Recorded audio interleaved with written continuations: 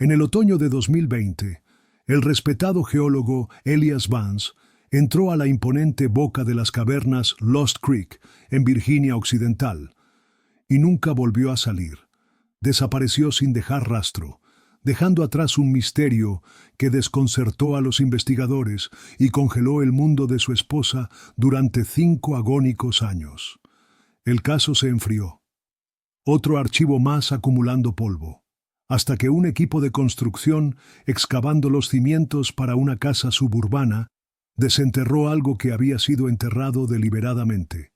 Un descubrimiento que revelaría la aterradora verdad sobre lo que realmente le ocurrió a Elias Vance, y demostraría que los secretos más oscuros no se pierden en la naturaleza, sino que se sellan bajo el concreto. Julia Vance estaba de pie frente a su mesa de dibujo. Las líneas limpias y precisas de un plano paisajístico contrastaban con el caos que todavía habitaba en su mente. Durante 5 años, esa habitación y el orden que contenía había sido su única defensa. La casa estaba en silencio. Lo había estado durante 1826 días. Un silencio tan profundo que parecía presionar contra ella, un recordatorio constante de la voz que ya no estaba. Su celular sonó, rompiendo la quietud con violencia. Miró la pantalla. Número desconocido. Código de área de Virginia Occidental. Una descarga fría, ese viejo reflejo de temor y esperanza, le recorrió el cuerpo. Dejó sonar 2 veces antes de responder, casi por instinto. «¿Julia Vance?», dijo con voz firme. Era una calma ensayada. «Señora Vance», respondió la voz de un hombre, joven, cautelosa. «Mi nombre es Detective Miller, del departamento del sheriff del condado de Monongalia». El nombre del condado, un lugar en el que no se había permitido pensar durante años, fue como una llave oxidada girando en su memoria. «La llamo en relación con su esposo, Elias Vance». Elías.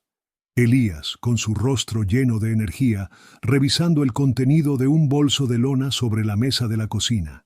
Vibrante, vivo, con los ojos brillando por la emoción de su trabajo. Levanta un pequeño dispositivo de alta tecnología, el Disto X2. «La varita mágica, Jules», dice sonriendo. «Hoy va a mapear un mundo nuevo bajo nuestros pies». Julia se apoya contra la encimera, con una taza de café caliente entre las manos. Sonríe, una sonrisa verdadera, despreocupada, que no ha mostrado en 5 años. «Solo ten cuidado en ese mundo nuevo, Ellie. Algunos de nosotros somos bastante fanáticos del que está aquí arriba». Él cruza la cocina en 3 pasos y la envuelve en sus brazos. Su chaqueta huele a lona y a aire fresco de la mañana. «Siempre», susurra besándola en la frente. «Tengo demasiado por qué regresar». Toma su bolso, lo carga al hombro y se detiene en la puerta trasera. Le lanza una última mirada, esa sonrisa ladeada que ella adoraba. «Regreso para la cena», dice. Luego sale. La puerta mosquitera se cierra con un golpe seco. Julia apretaba con tanta fuerza el borde de su escritorio que sus nudillos estaban blancos. El fantasma de la sonrisa de Elías se desvaneció, dejando solo la voz del detective al otro lado de la línea. «Señora Vance, ¿aún está ahí?» «Sí», respondió, con un susurro tenso. «Estoy aquí. ¿Qué pasa con mi esposo?» «Hubo un desarrollo en el caso», dijo Miller. Las palabras formales sonaban vacías, inadecuadas. «Uno importante». «¿Un desarrollo?» La palabra le pareció absurda. Los casos no se desarrollan después de 5 años de silencio. Se pudren, se olvidan. «No puedo entrar en detalles por teléfono», continuó el detective con un tono más firme. «Hemos recuperado algunos de sus objetos personales. Necesitamos que venga a la estación. Objetos personales. ¿Qué término tan frío? ¿Una billetera? ¿Una bota? ¿Qué podría haber sobrevivido 5 años en las entrañas de una cueva?» «¿Lo encontraron?», preguntó Julia, sin rodeos. La pregunta le salió cruda, sin filtro. «Detective, por favor, solo dígame si lo encontraron». Hubo una pausa. En ese breve silencio, Julia sintió al hombre al otro lado de la línea, debatiéndose entre el protocolo y la compasión.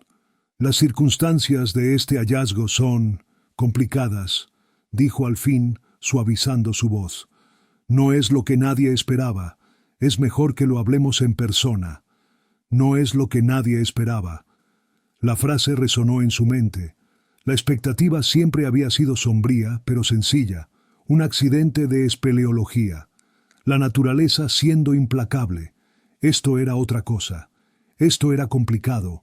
Un nuevo tipo de miedo, agudo e inteligente, cortó el dolor sordo de su duelo. «Voy en camino», dijo ella, con una decisión firme.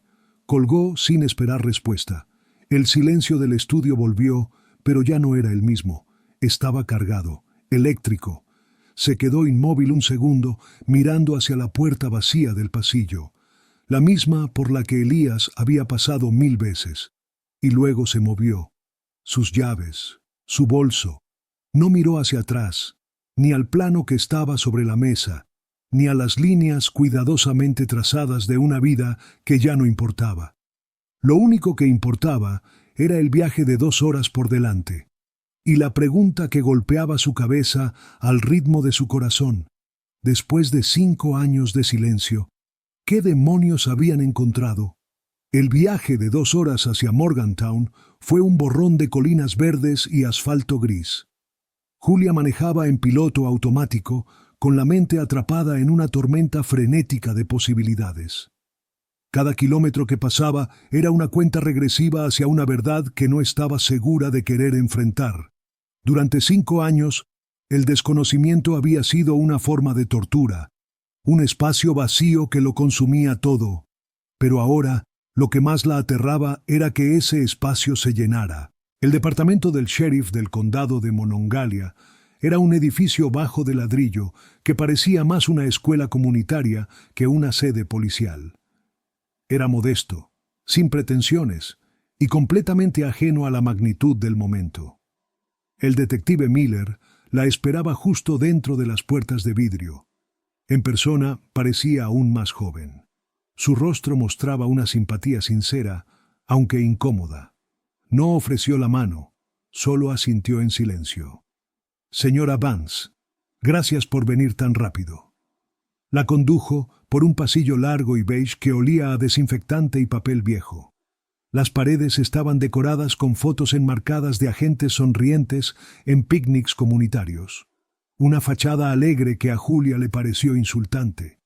Cada paso resonaba en el suelo de linóleo como un tambor marcando el camino hacia una verdad que había temido y deseado por igual.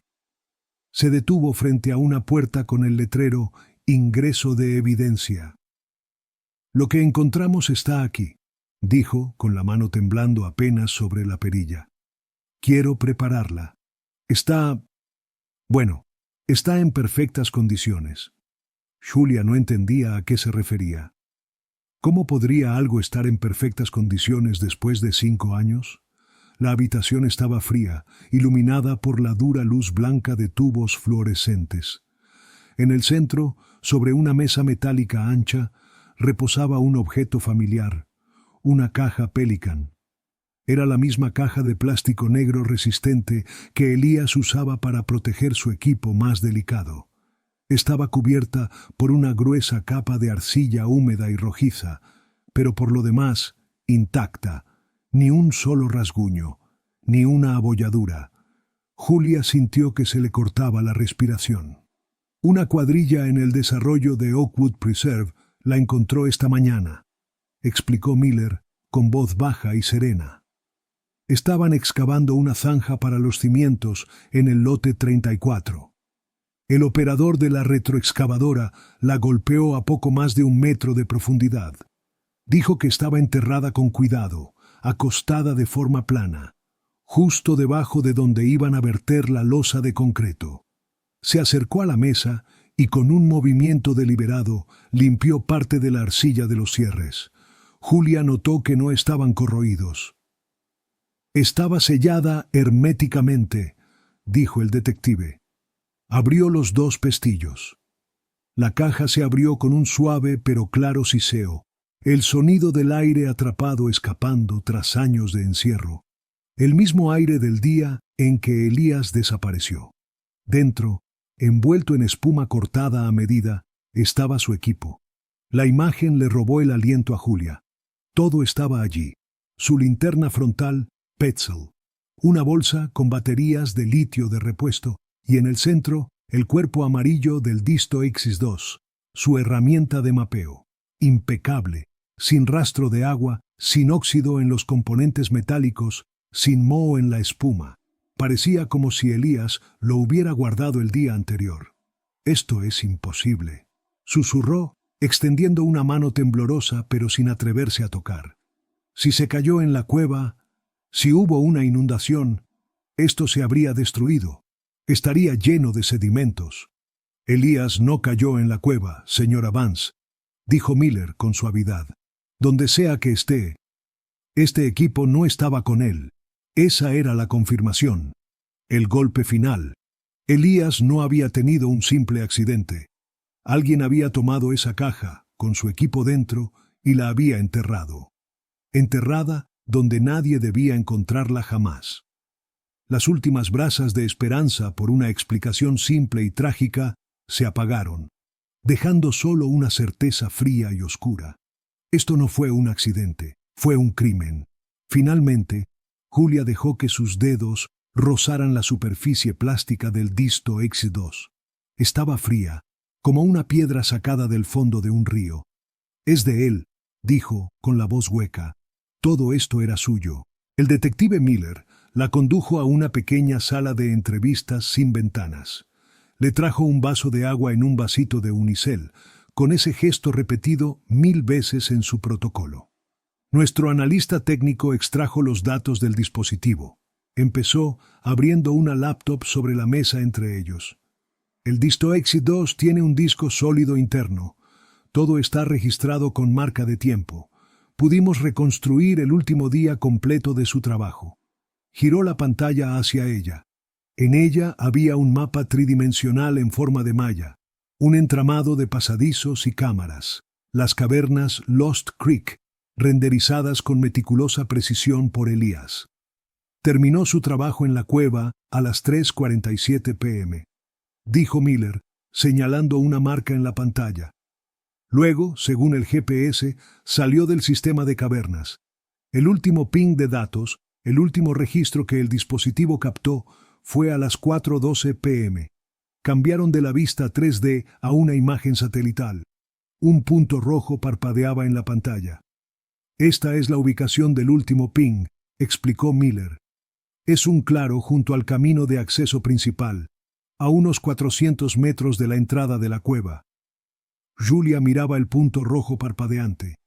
Sentía como si estuviera viendo el último latido registrado de la vida de su esposo.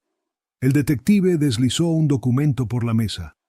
Era una declaración de testigo, fechada 5 años atrás.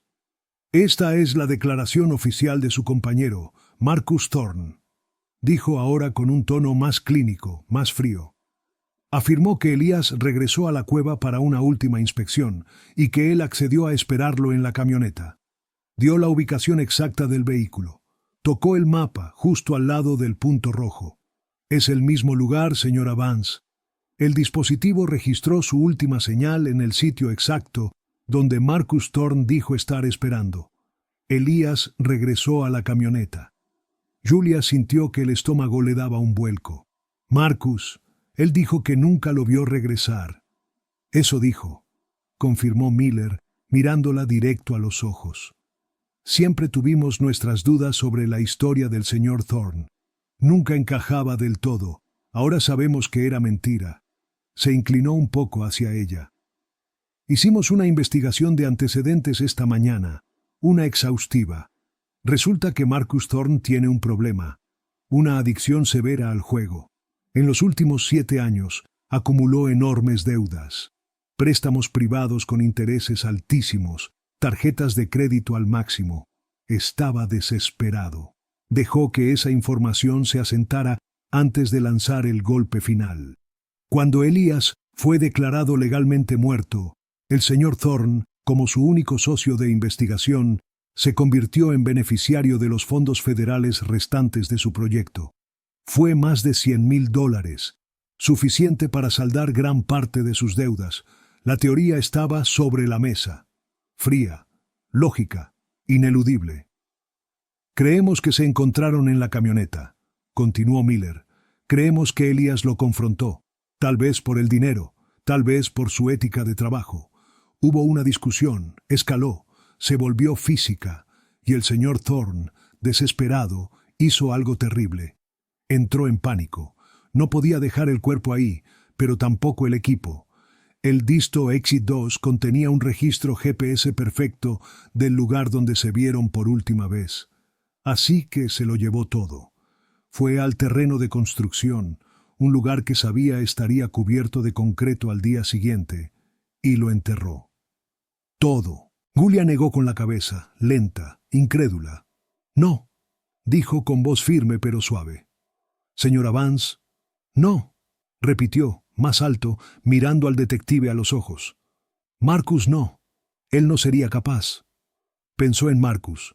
Torpe, siempre nervioso, más cómodo con gráficos sísmicos que con personas.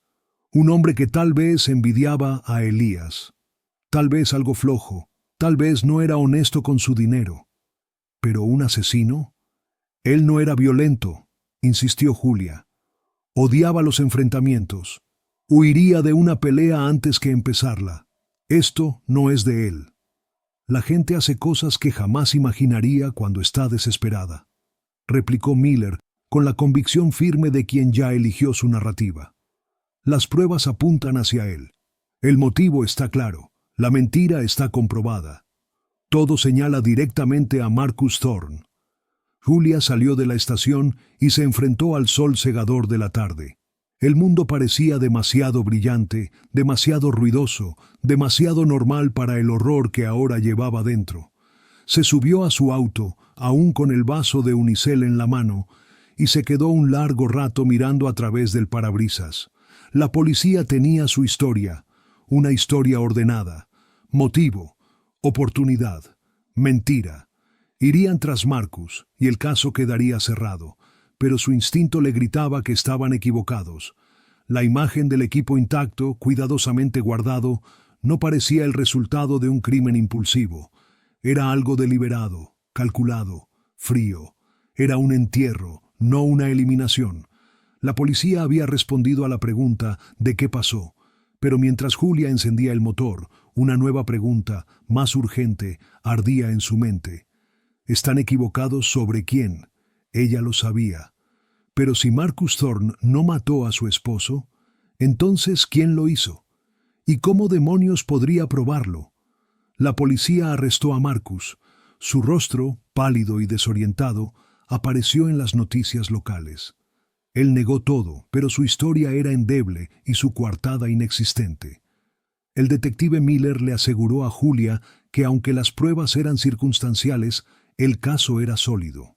Para las autoridades, el asunto estaba prácticamente resuelto.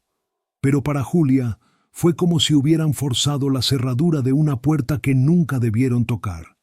No podía trabajar. Las líneas limpias en su mesa de dibujo ahora le parecían una burla. ¿Cómo podía diseñar paisajes perfectamente ordenados cuando los cimientos de su propia vida se habían construido sobre una mentira? Frustrada y sin rumbo, se encontró de pie frente a una puerta que no había abierto en 5 años. La oficina de Elias. Después de su desaparición, la había cerrado con llave. No podía enfrentar el epicentro de su mundo, el cuarto que era más él que cualquier otro. Había permanecido como una cápsula del tiempo, un monumento al dolor sin resolver. Su mano tembló al girar la llave. El clic del cerrojo fue un sonido anormalmente fuerte en la casa silenciosa. Empujó la puerta. El aire en el interior estaba estancado, con olor a papel viejo, tabaco de pipa, un hábito que él nunca pudo dejar, y algo más, algo que simplemente era Elías. El polvo flotaba en un rayo de luz que se filtraba por la ventana. Nada se había movido. Un enorme mapa geológico de Virginia Occidental, cubría una pared entera, lleno de alfileres de colores que marcaban sistemas de cavernas. Los estantes rebosaban de libros empolvados sobre espeleología y sedimentología. Su sillón favorito, una mole de cuero desgastado, seguía en la esquina, con la forma de su cuerpo aún visible en el cojín. Sobre su escritorio de roble había una pila de papeles junto a una pipa vacía y fría. No era un cuarto lleno de fantasmas. Era un cuarto esperando a su dueño. Julia caminó lentamente hacia el escritorio, pasando los dedos por el borde de la pipa. Siempre había odiado su olor, pero ahora daría lo que fuera por volver a olerla una vez más. Se sentó en su silla. Era grande, la envolvía por completo, pero se sentía como un abrazo. Había entrado por una razón, aunque no supiera cuál. No estaba buscando una pista. La policía ya tenía las suyas. Ella buscaba una conexión. Algo de él que le hiciera sentido, más que la historia oficial. Sus ojos se posaron en la pila de papeles. Eran sus registros de campo y carpetas de proyectos, organizadas con su característico caos metódico.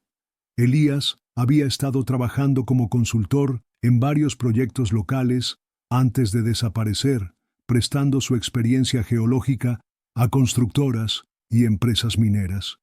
Tomó la carpeta superior, su cubierta plástica cubierta con una fina capa de polvo. La etiqueta en el lomo decía Oakwood Preserve, evaluación preliminar. Su corazón dio un vuelco.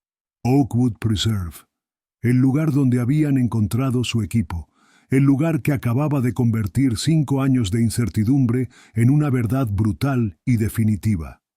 La abrió. Adentro había mapas topográficos, gráficos de composición del suelo y páginas llenas con la letra grande y caótica de Elías. Como arquitecta paisajista, Julia entendía lo que estaba viendo: un estudio geológico estándar para un desarrollo habitacional. Los desarrolladores necesitaban saber si el terreno era estable antes de construir. Pasó las hojas, su mente viajando en el tiempo. Elías estaba en el piso de la sala, rodeado por los mismos mapas y gráficos de la carpeta. Trazaba una línea en uno de ellos con el dedo, frunciendo el ceño en concentración. Julia estaba en el sofá con un libro en el regazo, mirándolo. ¿Encontraste un tesoro enterrado?, preguntó sonriendo. Él la miró, serio. Tal vez lo contrario, dijo. Los desarrolladores de ese nuevo proyecto, Oakwood Preserve, podrían tener un gran problema. Señaló una parte del mapa. Todo el área es terreno kárstico, caliza. Está llena de cavidades y fisuras bajo la superficie. En general es estable, pero mis lecturas iniciales muestran una anomalía significativa justo aquí, dijo señalando un punto. Una zona débil, alta probabilidad de socavones. No se puede construir un desarrollo de millones de dólares sobre tierra que podría colapsar. ¿Pueden arreglarlo?, preguntó Julia. Él se encogió de hombros, pasándose una mano por el cabello desordenado. Tal vez. Podrían intentar rellenar las cavidades con lechada de cemento, reforzar los cimientos. Pero costaría una fortuna. Probablemente arruinaría el proyecto. Recogió los papeles con expresión cansada. Tengo que reunirme mañana con el desarrollador principal, un tal David Chen. No va a estar contento. Las manos de Julia temblaban al sostener la carpeta. Un socavón, un defecto fatal en el terreno. Pero eso era imposible. Oakwood Preserve ya estaba casi terminado. Docenas de casas de lujo ya habían sido construidas. El condado nunca habría aprobado los permisos si el terreno era inestable. Los reportes oficiales debían estar limpios. Pasó más páginas. En un bolsillo al final de la carpeta había un papel doblado. No era una nota de campo. Era una carta formal, impresa en papel grueso con membrete caro. Chen Development Group. La fecha era de 2 días antes de que Elías desapareciera. La abrió. Elías, gracias nuevamente por reunirte conmigo ayer. Tus observaciones fueron invaluables. Agradezco que me hayas informado de la anomalía, en privado. Es un tema delicado. y tu discreción profesional es profundamente apreciada. Como discutimos, avanzaremos con nuestro propio estudio interno para confirmar tus hallazgos. Mientras tanto, he incluido el pago inicial que acordamos. Espero con interés seguir contando con tu orientación experta mientras atravesamos esta fase delicada del proyecto. Atentamente, David Chen. Julia leyó la carta una vez, luego otra vez. Las palabras flotaban, reordenándose en su mente. Discreción profesional, fase delicada, pago inicial. Esta no era la carta que un desarrollador envía a un geólogo que va a arruinarle el proyecto. Era la carta que se le manda a alguien cuyo silencio se está pagando. David Chen. Recordó su voz por teléfono, tan suave, tan compasiva. Le había ofrecido acceso a los reportes geológicos oficiales.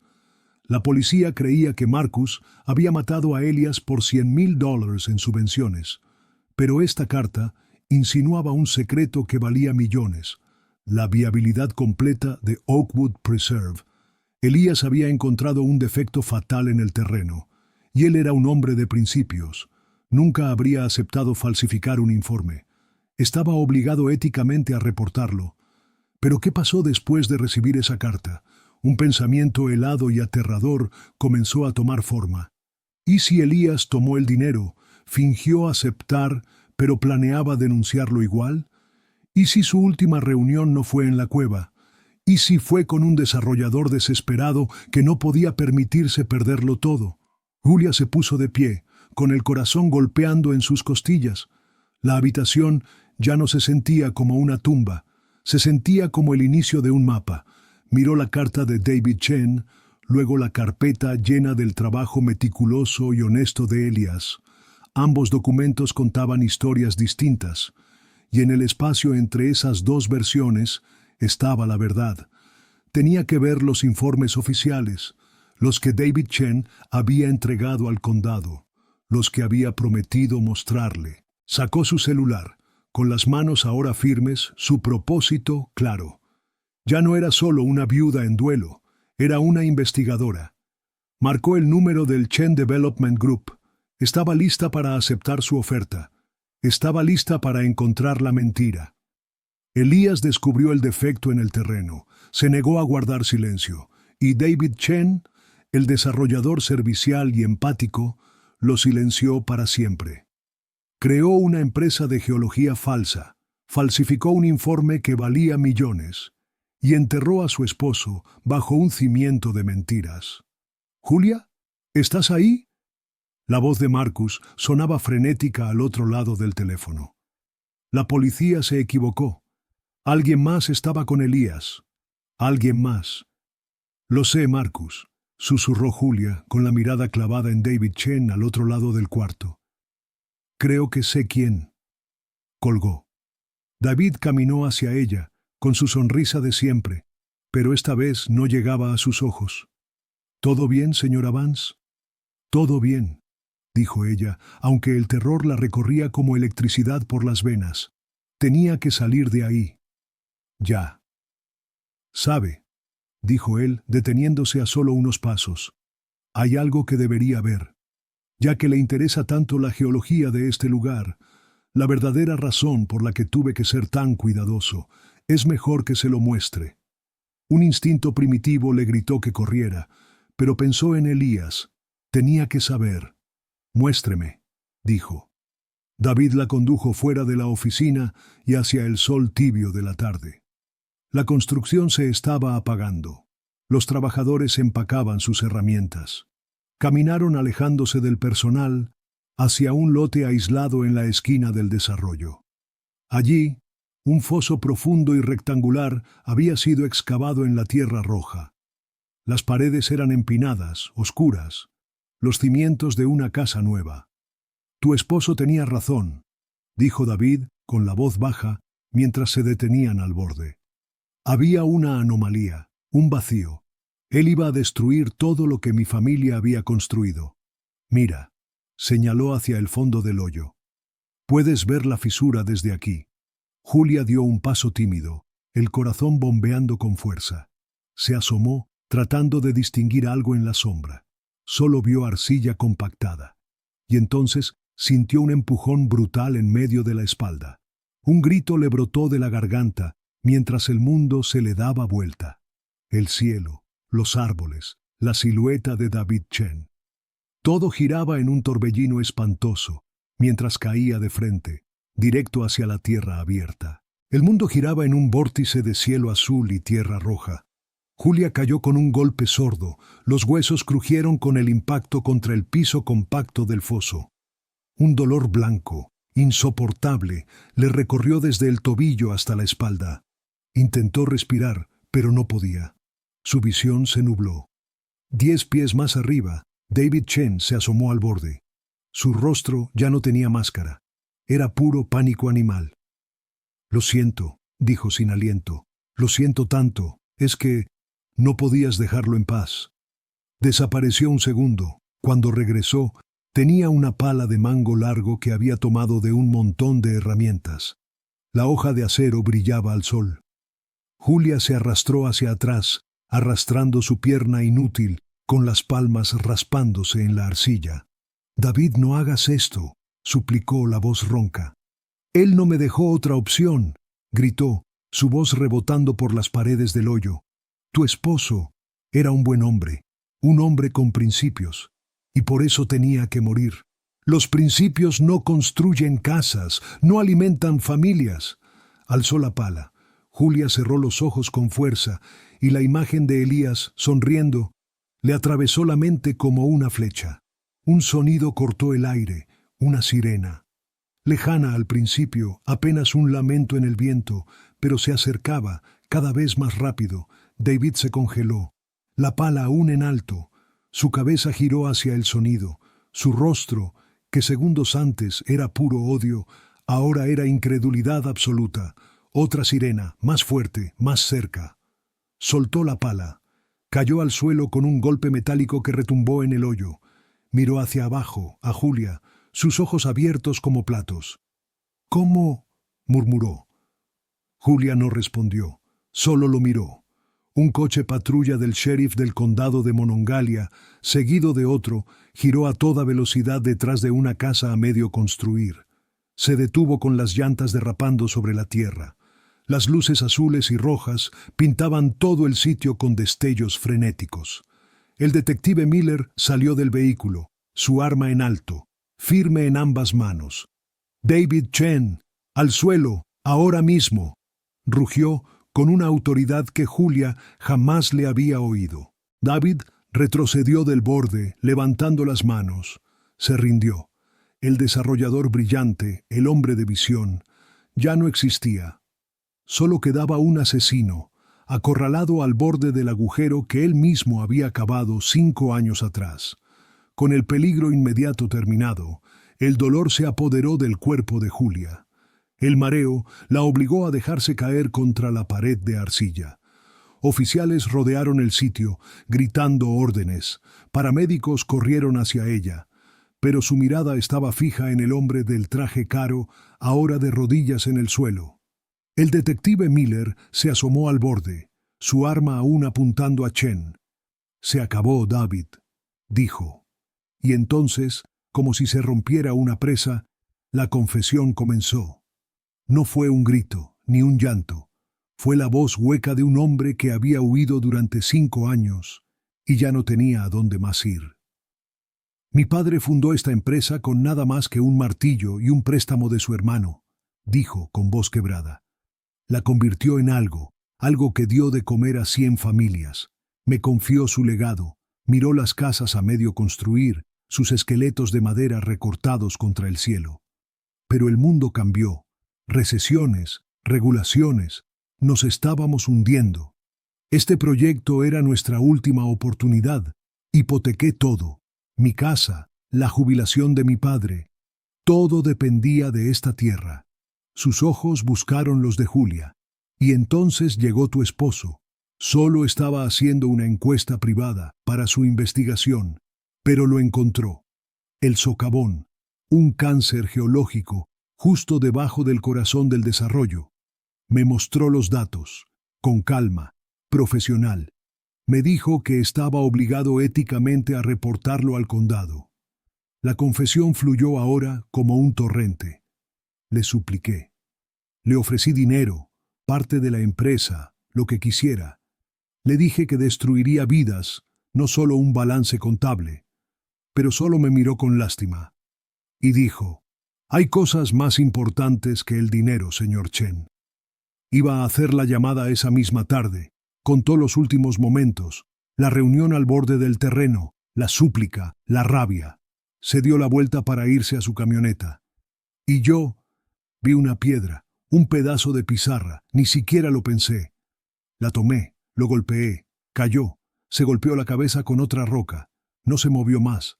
Su voz se quebró. Fue un accidente. La pelea se salió de control.